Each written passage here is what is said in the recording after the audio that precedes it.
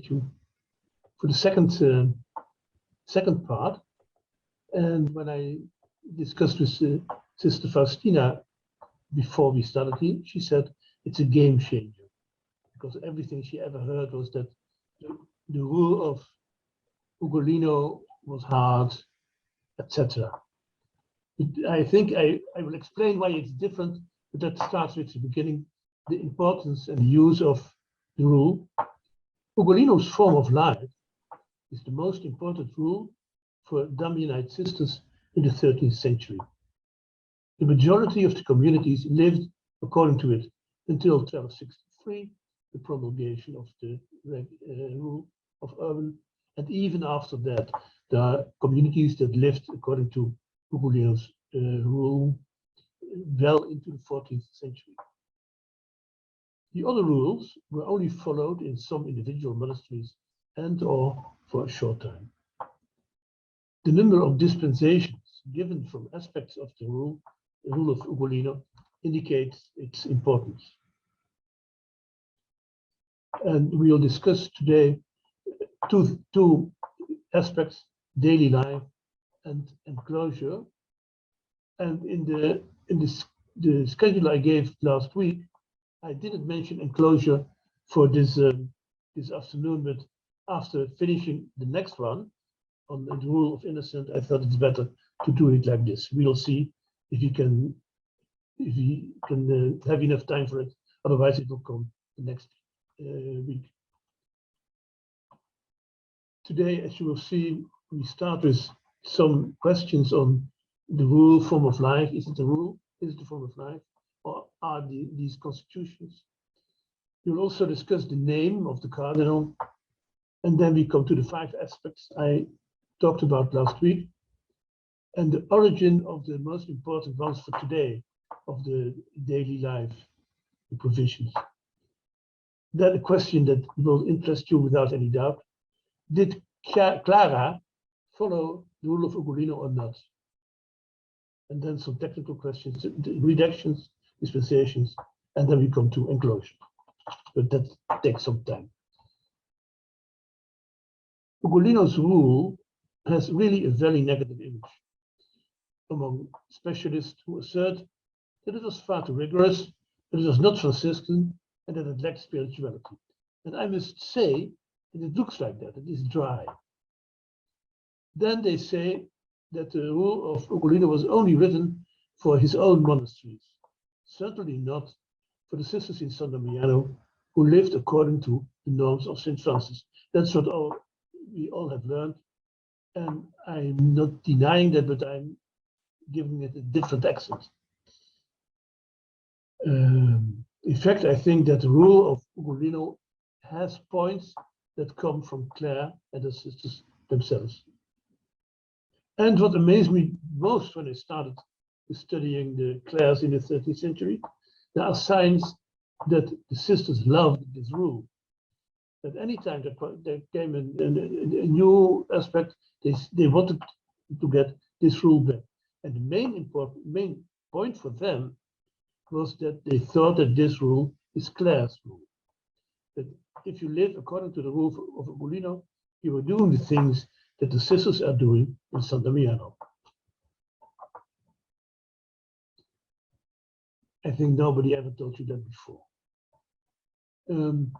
Who was this cardinal that is coming there, is playing such an important role for the poor Clares in the 13th century?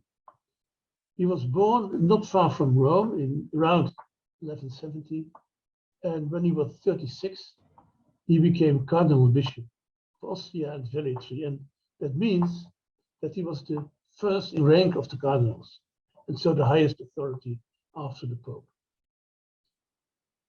Pope Honorius sent him out first to Germany and later to North and Central Italy, where he met pious women who wanted to live together in poverty. Ugolino wrote a rule for them, and in the same time he became the cardinal protector of the Friars Minor. I always think that he was first the cardinal of the sisters and then of the brothers, but I cannot prove that. Perhaps that's simply wrong. Mostly it says he was cardinal protector of the brothers, and therefore he had to take care of the sisters. But I think this way, first the sisters, then the brothers, is important. In 1227, he was elected Pope and took the name Gregory IX. He died in 1241. You see two charters of him. The upper one is from Ugo. You see the first word, Ugo, as cardinal, and the second one is his sign, his signature, on the Privilegium Commune of Perugia. You see these very large, elongated signs. It says Ego Gregorius Catholici Ecclesiae Episcopus. I, Gregory, Bishop of the Catholic Church. Left of it is the Rotary, and then you see on the right hand, you see an elongated S. That means that he signed himself, the S of signature. But I thought I have to treat a question that perhaps you have thought about before. He was always called Ugolino, until some 10, 20 years ago. And then everyone who thought himself well informed changed to Ugo or Hugo. Now, what is that? It all comes back to an observation of Maria Pia Albertzoni, I think the most important scholar of Clare and her sisters at this time.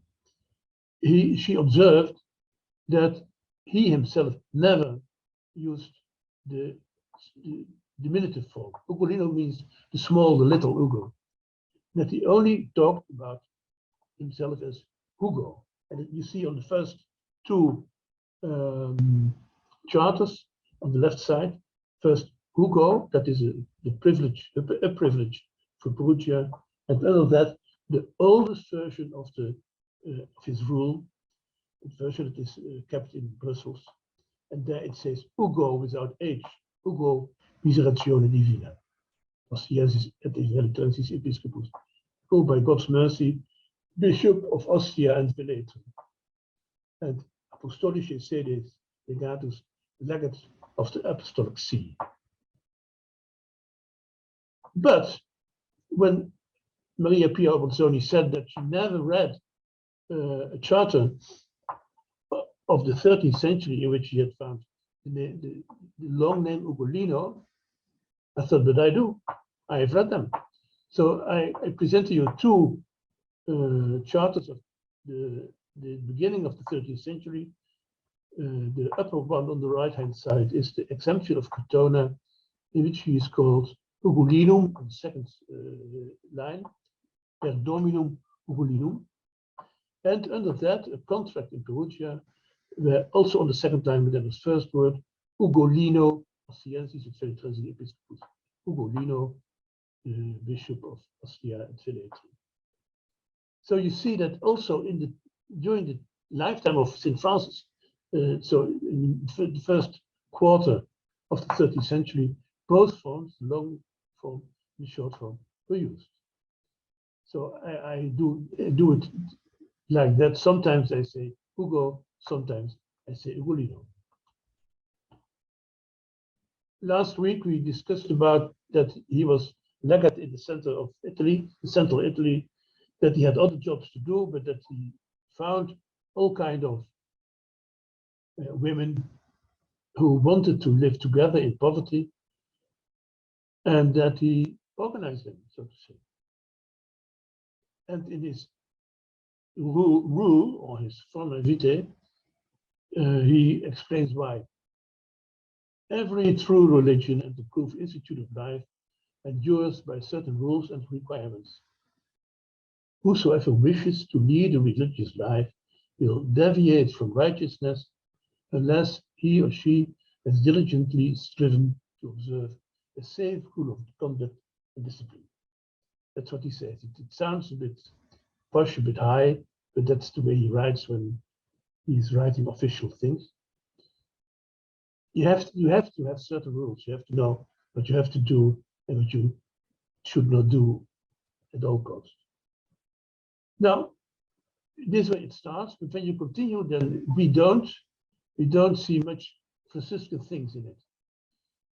And so the modern critique is that the cardinal placed various groups of women in one order, forcing them not to do what they wanted to do, but to obey the policy of the Apostolic See, standardizing them without paying attention to their own aspirations and Franciscan spirituality. This is not wrong, but it is very one-sided. There's more to it, as we shall see when we continue. What you quite often see is either that people say, no, this is not the rule. These are constitutions. And I've said that for many years until I discovered that the word constitution never is used for the form of life or the rule of Ugolino in the 13th century. It's a modern invention. So we have to discuss that point. But first, is it a rule or is it not a rule? If you look at the way the word rule and the word forma vitae, form of life, are used in the early 13th century, there's some confusion. Nowadays, people often say rule is official and form of life is, spontaneous, free, not so law-abiding. It's for newer things. Well, that's good and it's not good. It's double. In official documents of that time, the word rule was only used for venerable old texts. Those texts of the three important fathers of monasticism in the West, St. Augustine and Benedict, and then also Basilius, because in the south of Italy, there were quite a number of monasteries under his rule. The Fourth Lateran Council prohibited new rules. But there were new forms of religious life, and to avoid all kind of difficulty, they simply said that new orders received forms of life or constitutions. But it didn't take long. 20 years after this, there was the official law book under Gregory, under Ugolino. It's called his Decretals, and that has been in force for a very long time. And it says when this canon of the council is quoted, no new rules, but then it added something unless the Pope approves them. And by these few words, the whole historic verse of no new rules was forgotten. If you look quite closer, then you see that the words form of life mainly mean the newer norms of all kinds of groups, like for the poor class, the norms of Ugolino and Francis, like Francis, of course, for the friars, that are not yet hallowed by time, even when they are approved by the Pope. And you see here that both the later rule of St. Francis and the rule of Ugolino for the enclosed poor sisters, and that of Clare for what later is called the poor class, are called forms of life, not rules. But in day-to-day speech, the different forms of life were also called rules. And if you remember the part in the process of St. Clare, the third witness, I always forget her name, at the end, she says that above all, Clare wanted that her privilege of poverty was approved by the Pope, and that then her rule was approved. So this way, it's stated there. And what you see then is that Pacificate, I think, but I'm not sure, I always forget, is using privilege of poverty and rule for the same thing. The thing that we now call class rule. And then if you look at the English translation of this passage, then you see that the translator thought, no, it cannot be a rule. So the translator corrected the third witness and translates form of life. So you see how these words function door geen andere. How do you say that? They function without any difference, the one or the other. Now, the word constitution, is the form of life of Ugolino, are that constitutions? That's what everybody says. And what I also have been saying myself. Constitutions are extra text, additional text, updating and implementing old rules. The Cistercians have constitutions that specify and make actual the rule of Benedict.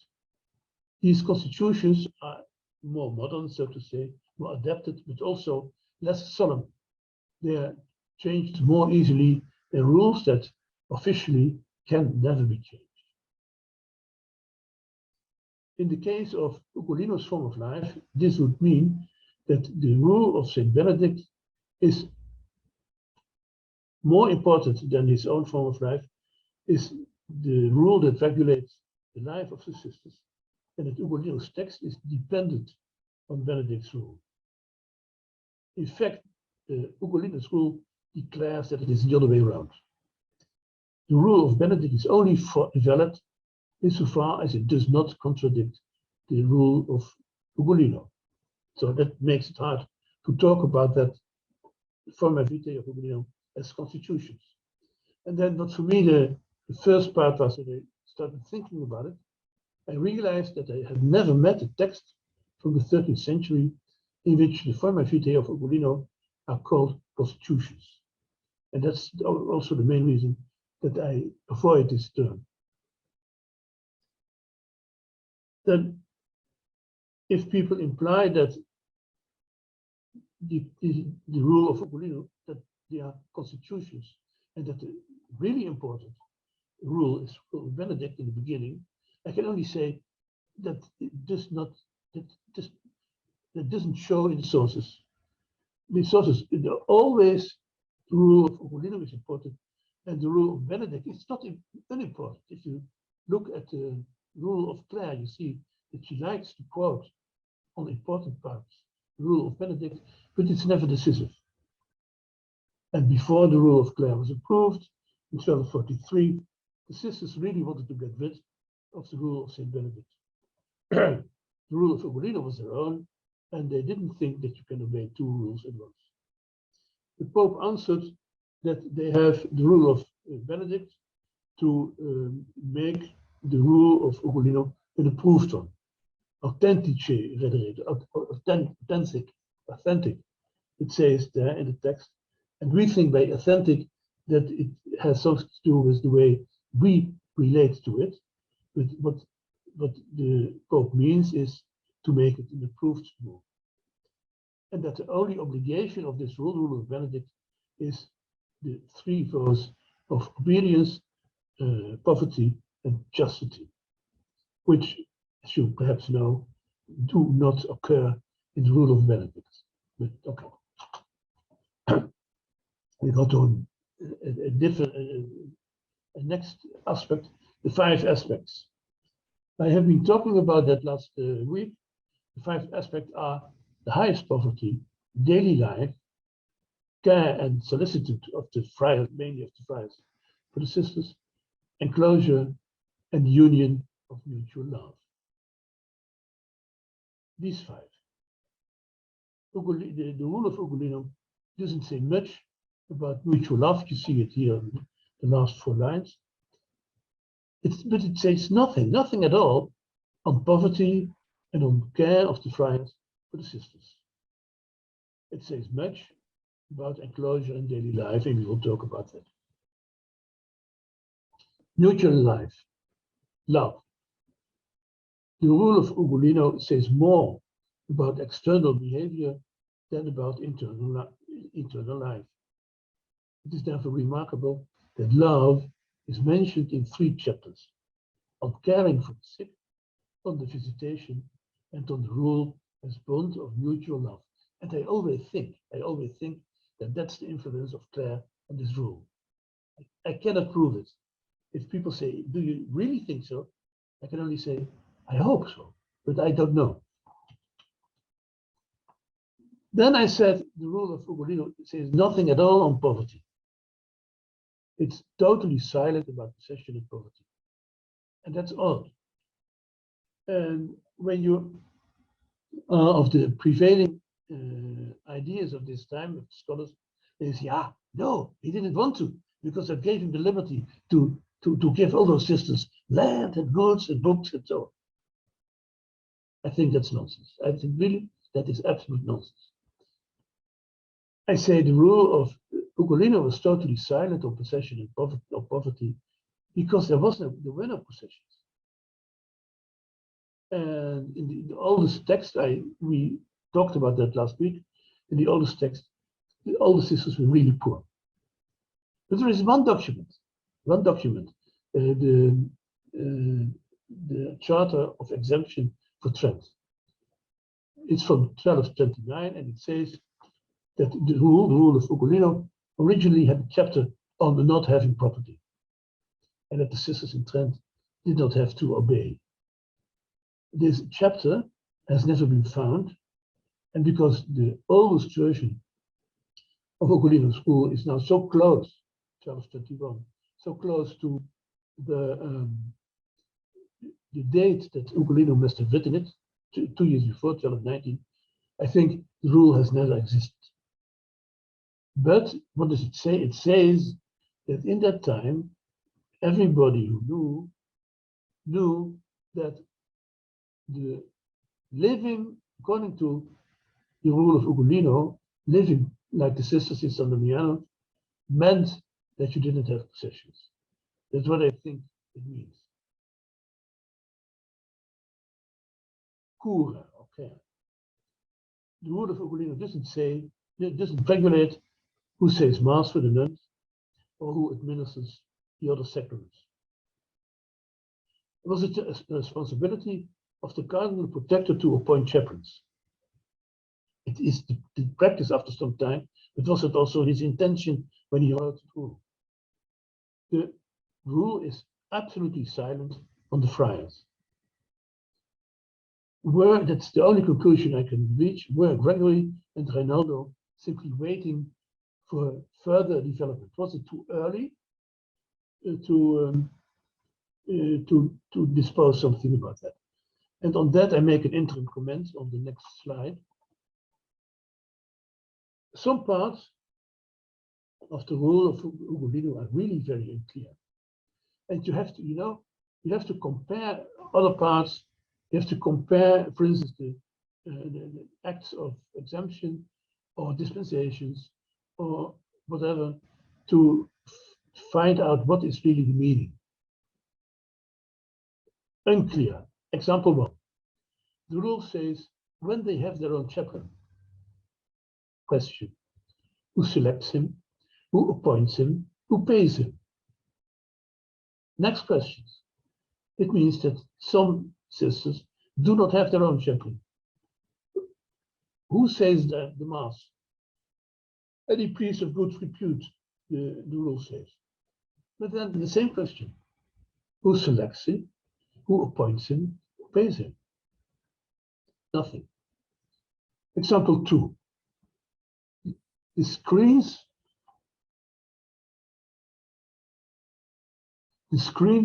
of enclosure, that I'll explain that later, are merely indicated and not properly described. I've written I've held a talk about the instrumenten der Klausur, the instruments of enclosure, and so I had to study the different rules on this point in their historical development, and then you get mad at the first rules. The first rules is the rule of Ugolino and the rule of Clare. The rule of Clare, in this respect, represents an older form than the rule of innocence. And they're not clear. They're not saying what the comunicino, the drill, or the speaking window, what it really is. You have to infer from other things.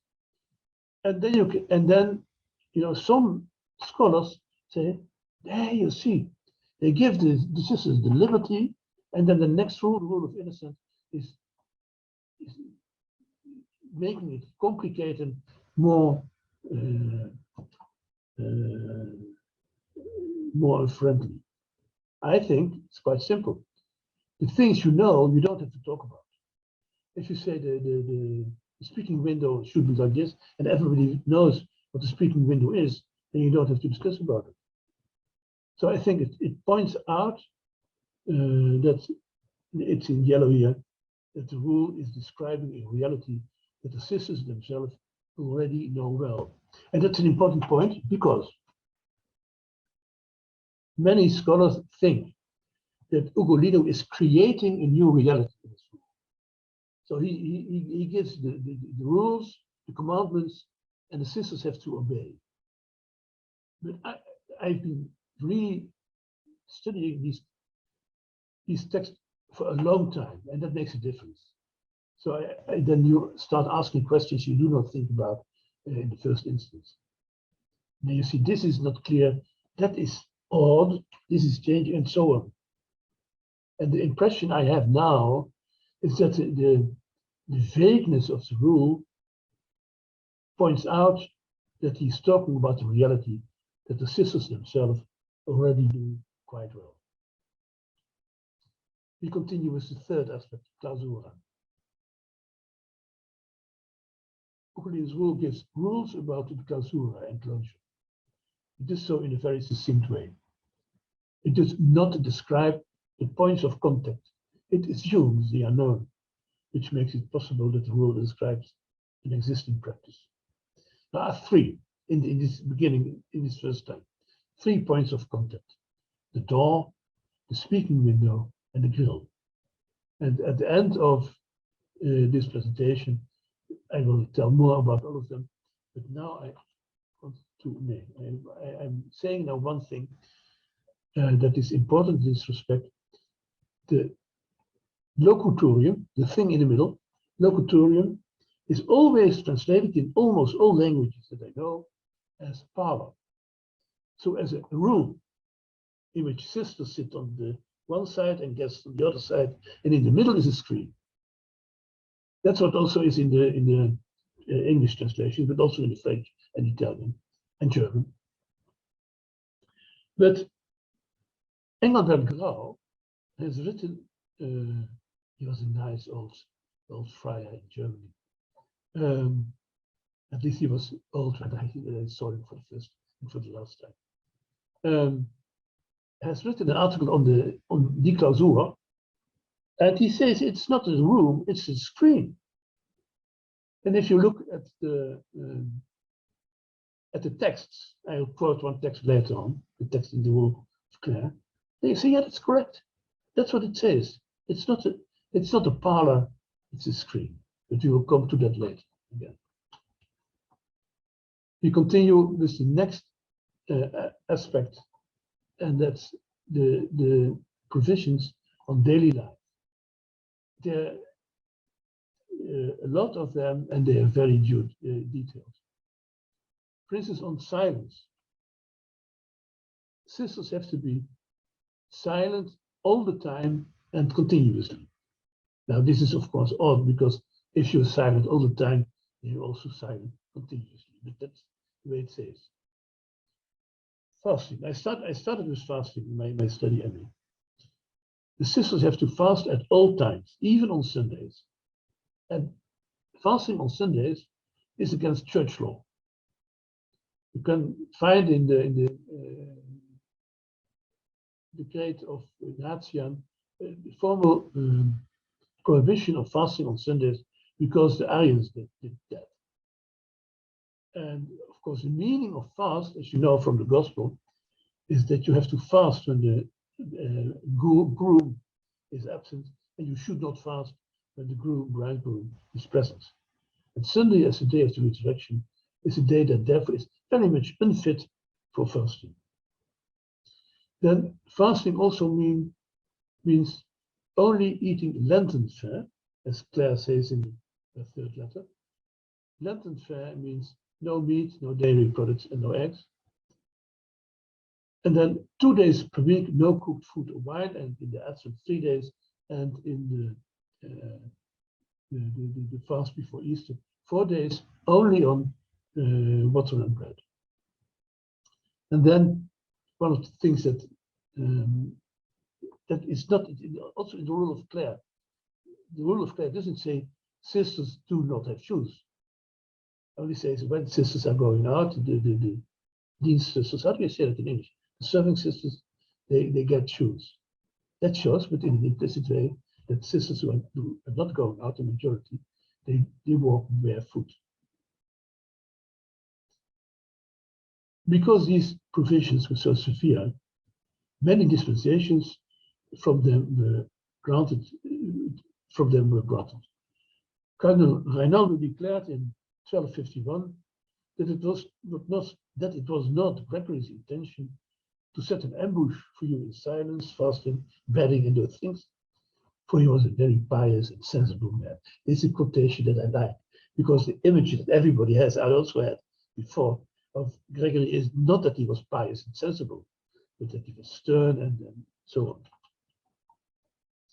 Now, you know, I started my study of the rules of the poor Clares in 92, 93, I think. And I did that in an uncommon way.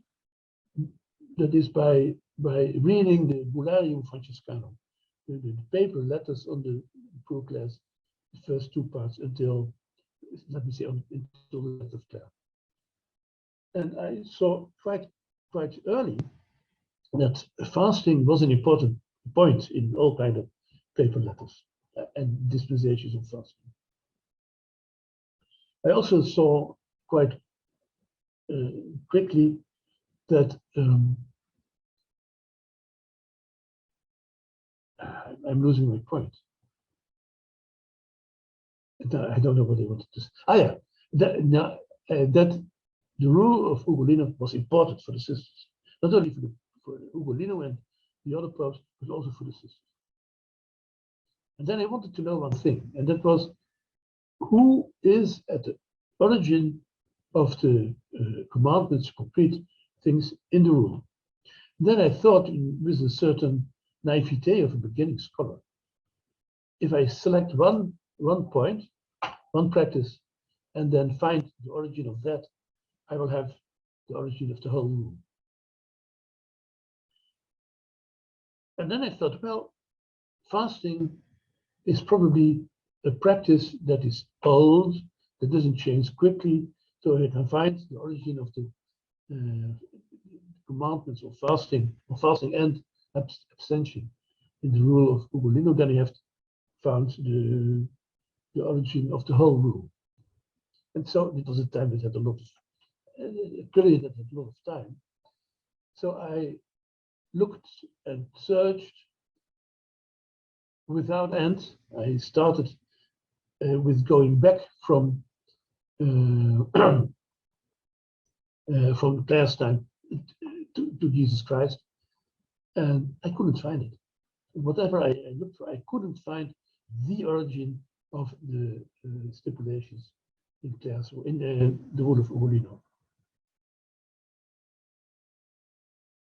And then you get things like uncooked food as a form of fasting is unknown in these constitutions, except, of course, on Good Friday or on Ash Wednesday. Those are the 2 days, Good Friday more than Ash Wednesday, that fasting is more severe. You won't be surprised. And living on bread and water occurs only as a punishment. And walking barefoot, of course, occurs in processions, in penitentiary processions, but not in a normal monastic rule. So when I had studied these provisions for a long time, I had to conclude one thing. There's a close affinity with Clare's rule, the process, and the legend. But that's against everything I had learned. And then so I thought that's impossible, because Clare cannot be at the origin of the rule of Ugolino, which I'm not saying indeed. But what then? His position is unusual. So we look at it more closely.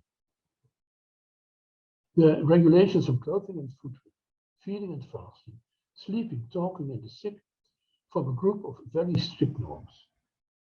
Their radicality has no source in the Benedictine way of living or in other hallowed traditions, St. Augustine, for instance. They have only parallels in the sources for San Damiano and Clare. Celano, Clare's third letter, the rule, process, and legend. These texts are considerably later, but they reflect the original lifestyle of San Damiano. This means that only Ugolino, Francis, or Clare can be the source. Ugolino is the author of the rule. It is really very improbable that he is the inventor of these practices. In the first place, because he has been legislator of several other rules and constitutions, Dominicans, or a large letter on the fasting practices in Subiaco. He has been legislator of several other rules and constitutions that are not so radical. Secondly, because these are precisely the points from which Ugolino gives dispensations, apparently they do not belong to the core provisions that he considered unchangeable. And third, I didn't put it down in writing, third, because a cardinal of the Roman Church does not sin against the commandments of the Holy Church, so would never approve, as far as I can see, fasting on Sundays. That eliminates Ugolino as the source. Francis then. If you look at the fasting prescriptions in the rule of St. Francis and in the rule of Clare or the rule of Ugolino, then you see that the differences between the rule of Francis and the other two that I mentioned are really great. So I think it's very unlikely Francis would prescribe something to the poor Clares that he doesn't want to prescribe to his brothers. Take photo. That leaves Clare and her sisters as the most likely inventors, and explains why these practical points barely changed at all when the sisters in San Damiano started living according to Clare's own rule. This explanation is more likely than the alternative view that the community changed their daily practices when they began living according to the rule of Ugolino, but forgot to return to their original practice when they had the liberty to do so, because they started living according to Clare's own rule. Conclusion. Ugolino saw or heard about the manner of living of Clare and her sisters in San Damiano, and took that practice as the base of his provisions in the rule of Ugolino. If we are ready with this slide, we take a break. It explains also something else, that the sisters elsewhere could consider the rule of Ugolino as the quotation institution of the enclosed nuns of San Damiano of Assisi. End of quotation. That's the formula that is used in the Privilegium Commune from 1253. Before that, it was only the rule of Benedict. But this was added to it from 1235 to 1252. In 1252, something else happens. Then, after the institution of the enclosed nuns of San Damiano is added, and the form of life of Cardinal Ugolino. Now, think about 1252. What has happened in 1252? Cardinal Reinaldo went to Clare and approved her form of life. That means that from that point on, the rule of Ugolino was not the rule of San Damiano anymore, because they had their own rule. So then it had to be added.